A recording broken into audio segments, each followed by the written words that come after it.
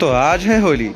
Hello guys, welcome to mini vlog day 5 with ओम। तो ये है हमारी कॉलोनी की कुछ होली वाइब्स। మెచ్చు అన్న కొడి వామ్మదిని నల్ల కొట్టే అడి మామదుర అన్న కొడి వామ్మదిని అన్న రెడీ మరుద మెచ్చు అన్న కొడి వామ్మదిని నల్ల కొట్టే అడి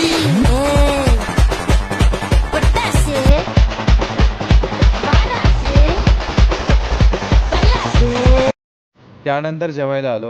आज दीदीने चक्क बिर्याणी बनवली होती। तो का असेना, पण ती खूप चांगली झाली होती।